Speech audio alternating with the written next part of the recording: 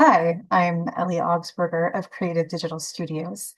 I've been designing book covers for 13-ish years. Um, I have a background in fine arts, getting my degree in digital arts in particular at Bowling Green State University. I worked for a few years as a professional CGI specialist, working with major brands like Nike, Moen, Schleg, KitchenAid. If you open a Home Depot catalog, you probably still see some of my work in the catalogs there, which is pretty exciting.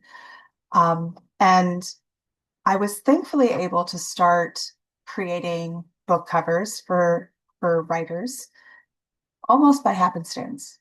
A friend of a friend asked if I could do it, and then they sent word out that I had done theirs, and I started getting contacted by other people. And it just ended up being the perfect way to combine my love of reading with my love of making art. And I've been enjoying it ever since, building my own studio to create doing the work. And in doing this work, I have learned a lot of wonderful tricks and tips and just little things that you happen to notice over the years. And while we all are told not to judge a book by its cover, it is what we all do. And honestly, I would like people to keep doing it because it keeps me employed. But good design is good marketing. And your book cover is your first impression that you get to give to a reader. So you need your book cover to look like it belongs on the shelf, but also stand out on the shelf to grab attention. And so I'd like to talk to you today about how we accomplish that. I'm going to go ahead and share my screen. So the first thing you want to do when you're designing a book cover is identifying your target audience. And how we do that is we ask ourselves, and this is something I ask every new author that I work with before starting a project. So much of what we do involves online sales, involves algorithms, and even now, unfortunately, AI. So if someone absolutely loves your book, 5 out of 5 stars, they want more, they loved it. What would Amazon recommend they read next? What would their local librarian recommend they read next? And while I know the instinct is to immediately go to the bestseller in your genre or even just the bestsellers in general, you really should take the time to think about that. Like, is this really like James Patterson? Is this really like Harry Potter? Is this really like Game of Thrones? Really sit with that and also think about what kinds of works inspired you to write your own book. And then look at those covers. That's your competition. You need to look like you belong on that shelf while also standing out on it. So yeah, be genuine and honest about your picks. Make sure you're being true to your book and to your voice as well. And don't just think about storylines and plot twists. Also think about the tone and the voice involved. There's lots of mystery writers. Agatha Christie does not write the same kind of book as James Patterson. The tones are different. And, everyone in my family has murdered someone is a vastly different voice and tone and then there were none. Part of the reason why this is so important is because misrepresenting your book in the cover will attract the wrong reader. It might not attract the reader who loves your book. And while we all want to think that I created this, everyone's going to love it, the sad reality is that's not always true. Not everyone likes that particular genre. Not everyone likes romance. Not everyone likes fantasy. You might be able to snag somebody new into your genre, but you really want to be true to it because you want people to be excited about your book and you want to represent it clearly. Because if you draw somebody in and they read your book and it's not what they were expecting, you can get bad reviews from that. So you want to attract the people who are going to love your book because the ones who are going to love your book are the ones that are going to read the 5 stars. And we know how important those 5 stars are in those reviews. So now that we've got the idea of finding our audience, how do we design for them? Well, look at your competition. Look at the trends. What kind of fonts are they using? What kinds of colors are they using? Is it very typography based? Is it more minimalist? Is it very detailed illustrations? There's all sorts of different things to consider. Think of ways you could use those elements to make yourself part of the group. But then how can you break those rules and do something different? Like if thrillers, for example, tend to be very dark, moody, big blocky letters, doing something dark and moody, but incorporating a bright color, like a pink or a yellow in the font, really busts it out. And Lucy Foley's work is a good example of that. And so is Gillian Flynn's. Her covers are very dark and broody backgrounds with a brightly colored font for the title. It makes it stand out on that shelf. And design trends change with time. They aren't hard and fast rules. Somebody has to be the trendsetter, and why not you? Here's a good example of a famous book that is changing their design based on their audience. We've got the first Harry Potter series with that beautiful illustration. But when you look at that with the bright colors and the illustration style, that says children's book. But then when you go to the other designs next to them, the one next to it with the tower in the ocean, that looks like an adult mystery. That looks very dark and brooding and mysterious. We move over to the third one with the purple hues.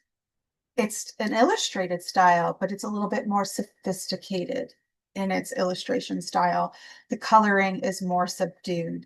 This reads more young adult with the jewel tones.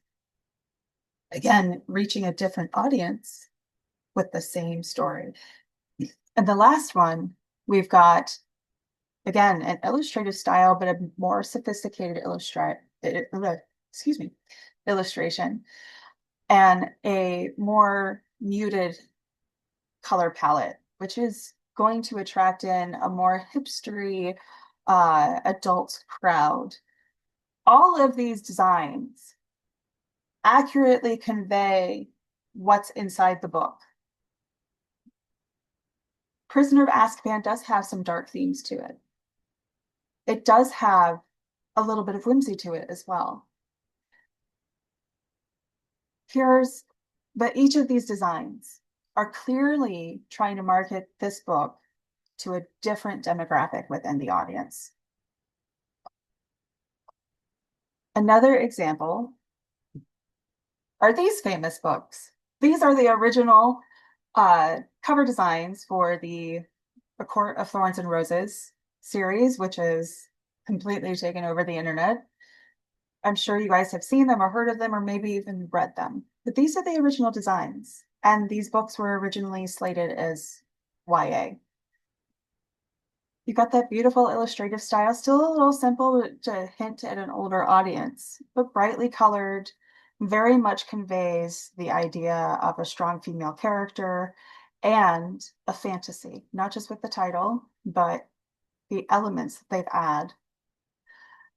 The tattoos on her hands or the thorns. These are the newer covers that they re-released a few years back to give it more of an adult audience. This has been a little bit of drama if you guys are on Book Talk. And while still very visually appealing and brightly colored, it breaks rules of the designs of fantasy romance while also having a broader appeal. And they've changed it yet again recently to these similar designs, but all black and silver. And the reason for this is because it's more brightly appealing to men. because while you have to think of age and genre, you also have to think of gender of your demographic.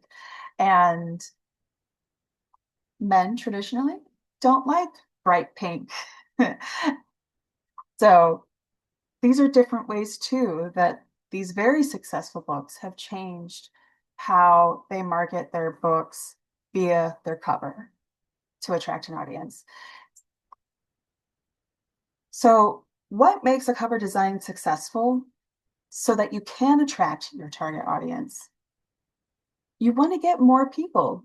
Your cover design is what makes people curious. I tell people that a good cover design gets your foot in the door. The blurb on the back and the first couple of pages on your book is what hooks them. So you really want to make that introduction and get your foot in the door with a potential reader. They will inspire curiosity and interest. It'll spark their eye and they'll be like, I've seen something like this before and I really liked it. A lot of people might see something that reminds them of something else, see a design that reminds them of another book that they read, or they recognize an element in that design that speaks to them as a particular genre. And for a lot of people, they can't really articulate why, when they look at a cover, they know the genre. It's a feeling, but good designers know exactly how to pinpoint those elements to convey that feeling. And so that's what you want to do. It'll also be memorable. You want to stand out, you want to be interesting, you want to be unique. And all of that is a very tall order. And so that's why those are the goals. And you will often hear people say, I want something eye-catching. Well, eye-catching is always the goal of design.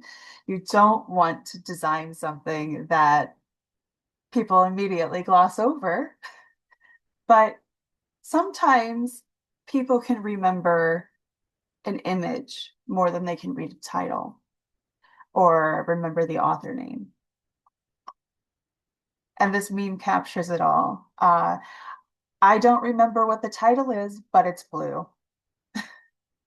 So you want to have something that stands out and helps make you recognizable, whether it's an interesting image, a beautiful shade of blue, a fun font.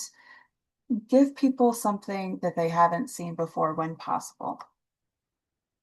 And so now, talking about what makes a cover design successful and good is important, but you also need to know what makes it unsuccessful. Knowing the negatives as well as the positives are just as valuable. So, too complicated and busy is a really, really big no-no. A lot of times people want to put entire scenes from their books with all of these little intricate details, and they want all like very specific, you know, outfits and expressions and movements. And while, yeah, some of that can be done, the more you put into it, sometimes the more it hurts rather than helps. And sometimes more is just more. And while simple gets a bad rap, simple design is actually very complicated to pull off. So don't discount simple designs because simple designs can also be some of the most successful. Spoilers depicted on a cover. I have seen so many people ask me in emails, and they want to show the climax of their book on the cover. That gives it away. You don't want to put anything on there that ruins the sense of mystery because if they already know how the book ends, why should they read it? Outdated design trends. Trends change so quickly, especially now with the internet and publishing being even more rapid and self-publishing being more accessible. And you've even got these very successful books redesigning their covers every couple of years. staying up to date with the trends and making sure that you are looking current and new will help you. Not designing with your target audience in mind is also a really unsuccessful, it really does make an unsuccessful design. You need to make sure that you're attracting the people who will love your book. And that is really key to success in anything. And also, trying too hard is also can hurt you. People can feel intention and feel genuine interest. And when people are making art, when you make art to make a buck because you want to take somebody's money, that actually does come through in the art a lot of time. So if you're making something as a genuine expression and telling a story as just and putting all your love and passion into it for the sake of making art, and yes, we all want to make money with our art, but putting that intention in there that you love what you're doing and you wanted to make this thing, you wanted to tell this story, and doing it with intention comes across in such a powerful way that we can all hear it. We've all seen the movie or read the book or heard the song where it's like, okay, clearly they were just slapping together different tropes and different things that have been successful for other people and just trying to make this soup of successful, trendy things. And it just feels disingenuous and nobody really likes it. So you want your cover to be trendy, but you also want it to be authentic to the book as well. All right. And then for the rest of my talk, if you would like to hear more going into the various design trends and, learning more details about the ins and outs of color design, you can always reach out to me via my website, creativedigitalstudios.com. And I'll be happy to go over the different trends for imagery, color, tone, fonts, even oh my goodness, composition. I almost forgot the word for it. I'd be happy to go over all of that in a private Zoom call or even via email. And if you ever have any questions, please don't hesitate to reach out.